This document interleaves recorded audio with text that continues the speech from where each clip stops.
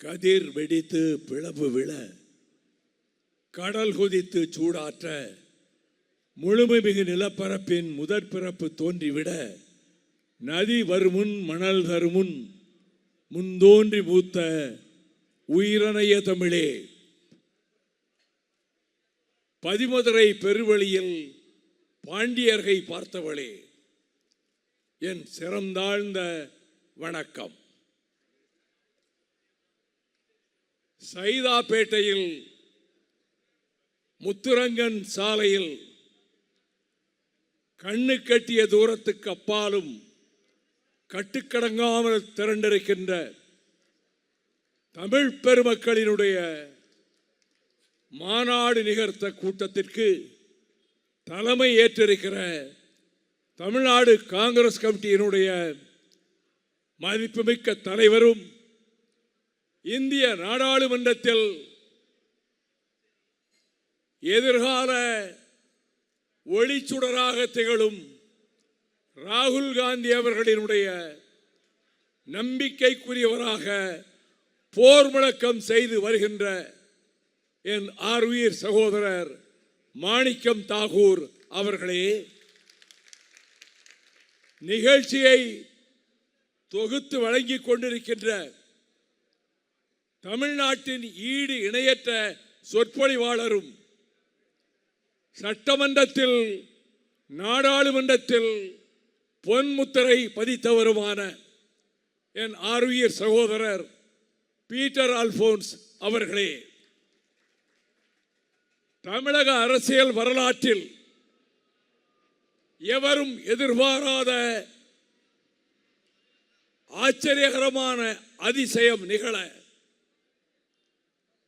மௌன புரட்சியாக ஜனநாயக புரட்சியை நடத்தி மகத்தான வெற்றியை பெற்று ஊழலை வேரோடும் வேரடி மண்ணோடும் அகற்றுகின்ற பணியில் வென்று வருகிற தமிழகத்தின் முதலமைச்சர் ஆர்வீர் சகோதரர் மாண்புமிகு ஜோசப் விஜய் அவர்களின் அமைச்சரவையில் பள்ளி கல்வித்துறை அமைச்சராக பொறுப்பேற்றிருக்கின்ற என் மதிப்பிற்குரிய சகோதரர் ராஜ்மோகன் அவர்களே, அதே அமைச்சரவையில் சுற்றுலாத்துறை அமைச்சராக இருக்கின்ற அன்புமிக்க ராஜேஷ்குமார் அவர்களே, மார்க்சிஸ்ட் கம்யூனிஸ்ட் கட்சியின் சார்பில் வீர முழக்கமிட்ட தோழர் சுப வெங்கடேசன் அவர்களே, வெண்பனி மூடிய இமய கொடுமுடியில் காஷ்மீர் பள்ளத்தாக்கில் மாநில உரிமைகளுக்காக வீர கர்ஜனை செய்து வருகிற கூட்டத்தை சேர்ந்தவராக, எதிர்க்கட்சி தலைவராக இங்கு அரியதோர் உரையாற்றி அமர்ந்திருக்கின்ற கண்ணியத்துக்குரிய குலாம் முகமது மீர் அவர்களே, கர்நாடக மாநிலத்திலிருந்து மாநிலங்களவையில் நான் பணியாற்றிய காலத்தில் திகைக்க வைக்கின்ற வகையில் கேள்வி கணைகளை தொடுப்பவரும் அரிய உரைகளை ஆங்கிலத்திலே நிகழ்த்தியவருமான என் அன்பு சகோதரியினுடைய அருமை மகன் மார்கரெட் ஆல்வாவின் மகன், அகில இந்திய காங்கிரஸ் கட்சியினுடைய செயலாளர் மதிப்புமிக்க நிவேதித் ஆல்வா அவர்களே, இந்த மேடையிலே அமர்ந்திருக்கின்ற காங்கிரஸ் கட்சி உள்ளிட்ட தோழமை கட்சிகளின் முன்னோடிகளே, வெள்ளம் போல் திரண்டிருக்கின்ற தோழமை கட்சிகளின் ஆற்றல் மிகு செயல் வீரர்களே, எங்கள் உரைகளை இல்லங்களில் இருந்தவாறு செவிமடுத்துக் கொண்டிருக்கின்ற என் பாசத்துக்குரிய தாய்மார்களே, சகோதரிகளே,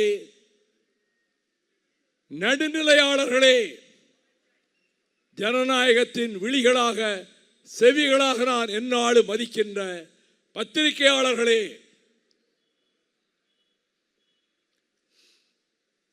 தொலைக்காட்சி ஊடக நண்பர்களே,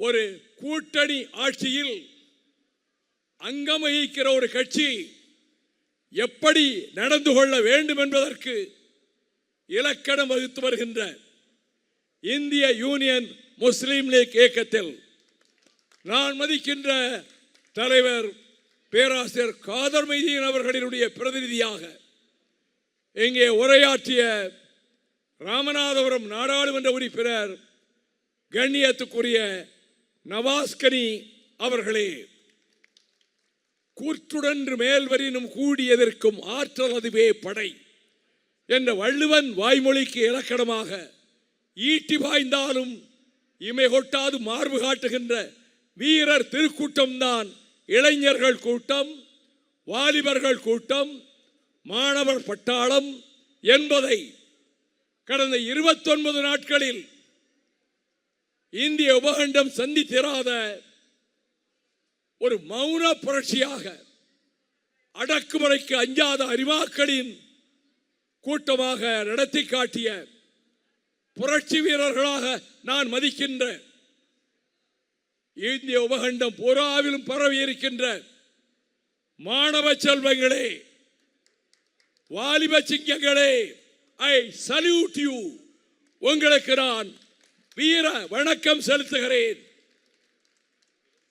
இந்த தமிழ்நாட்டினுடைய சுற்றுச்சூழலை காப்பாற்றுவதற்காக நாசப்படுத்திக் கொண்டிருக்கின்ற விசைச்செடிகளாக வேலிக்கர் வேலைகளை அகற்ற வேண்டும் என்கின்ற தூய நோக்கத்தோடு 10 நாட்கள் இடைவிடாது அந்த பணியில் நானே ஈடுபட்டதால் என் நுரையீரலும் என் தொண்டையும் மிக கடுமையாக பாதிக்கப்பட்டு கடந்த 20 நாட்களாக எந்த கூட்டத்திலும் பேச இயலாதவனாக இருந்ததால் நான் இக்கூட்டத்திற்கு வர இயலாது, செந்தில் அதிபரை அனுப்பி வைக்கிறேன் என்று சொல்லியும் என் அன்பு சகோதரர் பீட்டர் அல்போன்ஸ், இல்லை அண்ணா, நீங்கள் வரத்தான் வேண்டும், முடியாவிட்டாலும் 5 நிமிடமாவது பேசிவிட்டு போங்கள் என்று அவர் கூறியதை கட்டளையாக ஏற்று நான் உங்கள் முன்னால் நிற்கிறேன். நீட் தேர்வு அடியோடு முற்றிலும் அகற்றப்பட வேண்டும் என்பதுதான் தமிழ்நாட்டின் நிலைப்பாடு, மறுமலர்ச்சி திராவிட முன்னேற்ற கழகத்தின் நிலைப்பாடு. அது முற்றாக அழிக்கப்பட வேண்டும். 2017ஆம் ஆண்டிலே கொண்டு வரப்பட்ட இந்த கொடூரமான நீட் தேர்வு முறையால் இதுவரை 200 பேர் உயிரிழந்திருக்கிறார்கள். உபகண்டம் பூராவிலும் தமிழ்நாட்டில் அரியலூர் அனிதா முதல் சென்னை வித்யா வரை 37 பேர் உயிரிழந்திருக்கிறார்கள். உயிரிழந்த அத்தனை பேருக்கும் கேடுகட்ட மத்திய அரசு இழப்பீடு தர வேண்டும். குடும்பத்துக்கு ₹1,00,00,000. இந்த போராட்டத்தில் உயிர் தாக்கப்பட்டவர்களுக்கு மட்டுமல்ல, இந்த நீட் முறையால் உயிரிழந்த குடும்பங்களுக்கு நிதி வழங்க வேண்டியது மோடி அரசினுடைய கடமையாகும். நீட் தேர்வு அவசியமா என்ற கேள்விக்கு கலையரசன் குழு தக்க விளக்கங்களோடு இது சமத்துவத்தை அடியோடு சாய்த்துவிடும் என்று அறிக்கை தந்தார்கள். தேர்வு முகமை என்பது இந்த மோடி அரசால் திணிக்கப்பட்டு இன்று பல்வேறு ஊழல்களுக்கு ஊற்றுக்கண் ஆகியிருக்கிறது. எவரும் எதிர்பார்க்கவில்லை இப்படி ஒரு கிளர்ச்சி வெடிக்கும் என்று. நான் ஏறத்தாழ 36 ஆண்டுகள் டெல்லி பட்டணத்தில், அதில் 30 ஆண்டுகள் நாடாளுமன்ற 2 அவைகளில் நான் பல அனுபவங்களை பெற்றிருக்கிறேன். ஆனால் இம்முறை ஜூலை 20ஆம் நாள் 2026 ஜூலை 20ஆம் நாள் இரத்தக்கரை படிந்த கோடாக மாறிவிட்டது. அந்த நாளில் நான் தலைநகர் டெல்லியில் இருந்தேன்.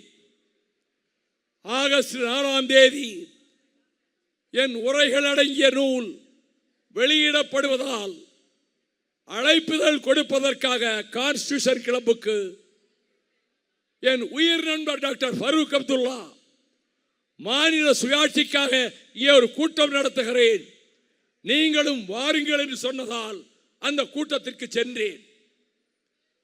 அப்பொழுதுதான் ஜந்தர் மந்தரிலே கலவரம், லட்சக்கணக்கான மாணவர்கள் பட்டணத்து வீதிகளிலே திரண்டு விட்டார்கள். போலீசும் துணை ராணுவமும் கடுமையான தாக்குதலில் ஈடுபட்டிருக்கிறது என்று நான் கேள்விப்பட்டேன். அங்கிருந்து நடந்தே சென்று எங்கெங்கே கிளர்ச்சி நடக்கிறது என்று பார்த்தேன். காரணம், I am a product of 1965 language revolution. 65 மொழி புரட்சியினுடைய வார்ப்பு நான். 65 ஜனவரி 25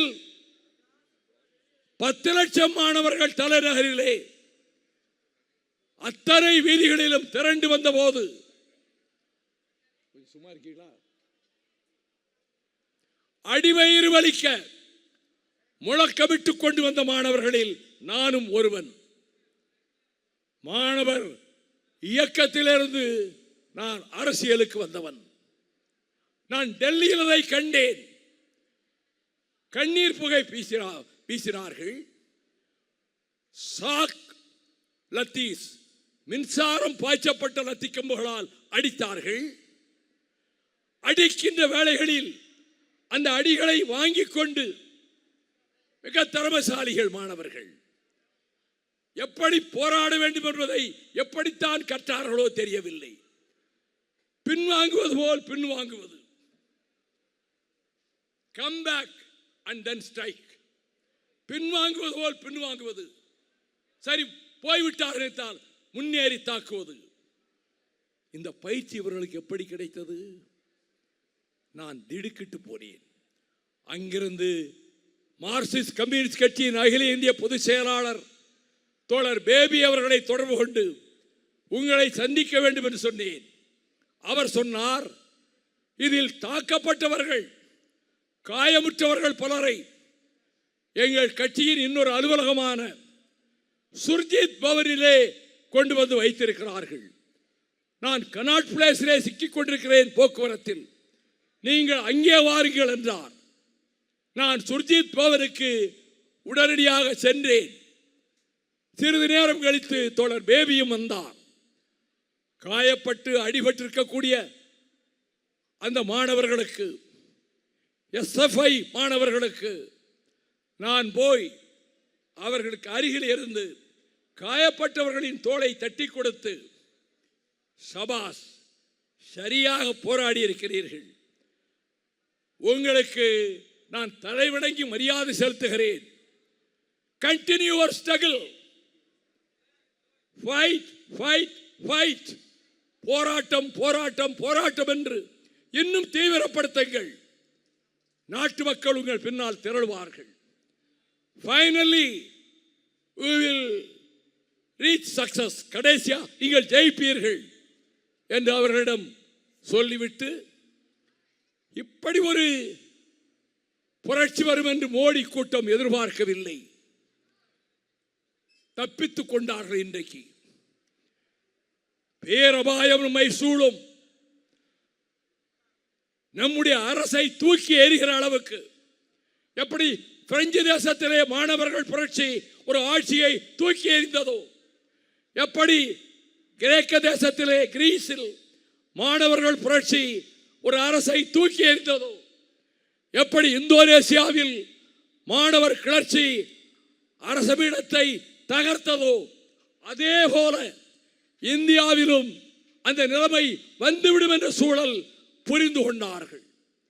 உளவுத்துறை மூலம் புரிந்து கொண்டார்கள், தப்பித்துக் கொண்டார்கள். இன்றைக்கு தர்மேந்திர பிரதான் ராஜினாமா செய்கிறார்.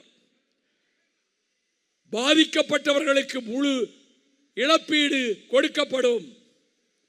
இந்த வாக்குறுதிகளை தந்து நம்முடைய கரப்பான் ஜனதா கட்சி இருக்கிறதே, அது திடும்பிரவேசமாக இந்திய அரசியலிலே நுழைந்திருக்கிறது. திடுக்கிட வைக்கிறது, பலருக்கு அச்சமூட்டுகிறது. இந்த நிலையில் நாடாண்டு கொண்டிருக்கக்கூடிய நரேந்திர மோடியின் கூட்டம், அதை இயக்குகின்ற இந்துத்துவ சக்திகள், பாசிச நாசகார சக்திகள் அலகாபாத்திலே 4 ஆண்டுகளுக்கு முன்னாலே ஒரு மாநாட்டை போட்டு தர்ம சன்சத் என்று அதற்கு பெயர் சூட்டி 32 பக்கத்தில் ஒரு பிரகடனம் செய்தார்கள். அந்த பிரகடனத்தில் முதல் அறிவிப்பு என்ன தெரியுமா? இனி இந்தியா என்ற பெயர் இந்த நாட்டுக்கு கிடையாது, பாரத் என்றுதான் அழைக்க வேண்டும். இனி இந்த நாட்டில் முஸ்லிம்களுக்கு ஓட்டுரிமை கிடையாது. இனி இந்த நாட்டில் கிறிஸ்தவர்களுக்கு ஓட்டுரிமை கிடையாது. இனி இந்த நாட்டில் சமஸ்கிருதம், இந்தியை தவிர எந்த மொழியும் கிடையாது. இப்படிப்பட்ட ஒரு பிரகடனத்தை செய்ய வைத்து பின்னணியில் இருந்து இயக்குகின்ற கோட்சேயின் கூட்டம், உத்தமர் காந்தியடிகளை பலியிட்டார்களே, அந்த கொடியவர்களின் வழிவந்த கூட்டம் இந்த உபகண்டத்தில் தங்கள் சர்வாதிகாரத்தின் மூலம் ஜனநாயகத்தை அளித்து நாடாளுமன்ற உறுப்பினர்கள் எண்ணிக்கையை 835 உயர்த்தி தேசிய இனங்களை எல்லாம் வேரோடு கருவறுத்து, India is not a one nation, one nationality, we never agree.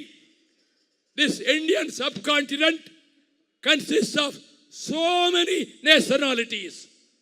Tamil nationality, Malayalam nationality, Bengal nationality, Punjab nationality, Marath nationality. இப்படிப்பட்ட தேசிய இனங்களை கொண்டு பிரிட்டிஷ்காரனுடைய துப்பாக்கி திக்கம்பால் ஒரு நாடு என்று அறிவிக்கப்பட்டதுதான் இந்த உபகண்டம். ஒரு நாடாக வெள்ளையன் வருவதற்கு முன்பு இந்தியா இருந்ததில்லை. குப்தர்கள் காலத்திலும் இல்லை, மௌரியர்கள் காலத்திலும் இல்லை, அக்பர் காலத்திலும் இல்லை, அவுரங்கசீப் காலத்திலும் இல்லை. இதற்கு பிறகுதான் இது ஒரு வரைபடத்தில் ஒரு நாடு என்று ஆக்கப்பட்டது. அந்த கொளுத்த உணர்வோடு எல்லாவற்றையும் திணித்து விடலாம் நினைக்கிறீர்களே. கல்வி மாநில பட்டியலிலே இருந்தது. நெருக்கடி காலத்தில் அது பொது பட்டியலுக்கு மாற்றப்பட்டது. மர்டர் ஆஃப் டெமோக்ரசி, ஜனநாயக படுகொலை. We demand the education again should be returned back to the state list. பொது பட்டியலிலிருந்து மாநில பட்டியலுக்கு அது மீண்டும் கொண்டு வரப்பட வேண்டும். இவர்கள் போகிற போக்கில் இவர்கள் அடுத்து இதைவிட மிருகத்தரமான மெஜாரிட்டியை பெற்று விடுவார்கள். சிறுபான்மை மக்களை சிதைத்து விடுவார்கள். பொது சிவில் சட்டத்தை கொண்டு வந்து விட்டார்கள். இனி சிறுபான்மை மக்கள் இங்கு நிம்மதியாக வாழ முடியாது என்று பலரும் அஞ்சிக் கொண்டிருக்கிற நேரத்தில் கல்புர்கி போன்றவர்களை படுகொலை செய்தார்களே, அந்த கொலைகார கூட்டம் எதிர்காலத்தில் 400 எம்பிக்கள் கூட பெற்று விடுவார்கள். இந்த அழிவை எப்படி தடுப்பது என்று எல்லோரும் கவலைப்பட்டுக் கொண்டிருந்த நேரத்தில், கவலையை விடுங்கள், நாங்கள் இருக்கிறோம். அரசியல் கட்சிகளை சாராத மாணவர் கூட்டம் இருக்கிறது, இளைஞர் கூட்டம் இருக்கிறது. அவர்கள் புரட்சிக்காரர்களாக மாறுவார்கள் என்ற சமிக்ஞையை இப்பொழுது அவர்கள் போராட்டம் தெரிவித்திருக்கிறது. நான் எச்சரிக்கை செய்கிறேன், mister Narendra Modi, I warn you, எச்சரிக்கை செய்கிறேன். நீங்கள் உங்கள் இந்துத்துவாவை இதன் மூலம் திணிக்கலாம், சிறுபான்மை மக்களை அடிமைகளாக நடத்தி அகற்றலாம், மாநில உரிமைகளை நசுக்கலாம் என்று நினைத்தால், again I warn you, your days are numbered. உங்கள் நாட்கள் எண்ணப்பட்டுவிடும், தூக்கி எறியப்படுவீர்கள். அடுத்த பொது தேர்தலுக்கு முன்னாகவே இனி ஒரு புரட்சி வெடிக்கும். அதை முன்னெடுத்து செல்லுகிறவர்கள் யார்? அரசியல் கட்சிகள் அல்ல, எதிலும் சாராத மாணவர்கள், வாலிபர்கள், அவர்களை ஆதரிக்கின்ற அரசியல் கட்சிகள். அந்த வகையில் நான் இதை ஆதரிக்கிற கட்சிகளுக்கெல்லாம் வாழ்த்து சொல்லுகிறேன். தமிழக வெற்றி கழகத்திற்கு நான் வாழ்த்து சொல்லுகிறேன். நீங்கள் இந்த நிலைப்பாட்டை எடுத்துத்தான் நீட் பிரச்சனையில் மத்திய அரசுக்கு எதிரான போர்க்கொடியை நீங்கள் உயர்த்தி இருக்கிறீர்கள். அதே விதத்தில் இனி வரப்போகிற நாட்களில் நமக்கு பெருத்த நம்பிக்கை வந்திருக்கிறது. கவலைப்பட வேண்டியதில்லை. இனி புறப்பட்டு விட்டது ஒரு கூட்டம். போர் புயல் வீசும், புழுதிக்காடு ஆக்கும், கொட்டத்திலே இருந்து கொட்டமடிக்கின்ற இந்துத்துவ சக்திகளை, பாரதிய ஜனதா சக்திகளை தூக்கி எறியும், வீழ்ச்சி பள்ளத்தாக்கிலே தூக்கி எறியும்.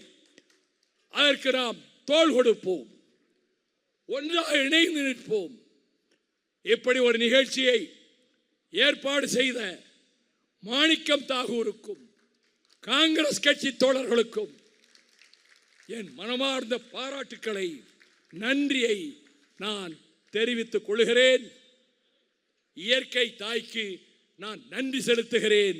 பேசவே இயலாது என்று வந்த என்னை பேச வைத்த இயற்கை தாயே, உனக்கு நான் வணக்கம் செலுத்துகிறேன்.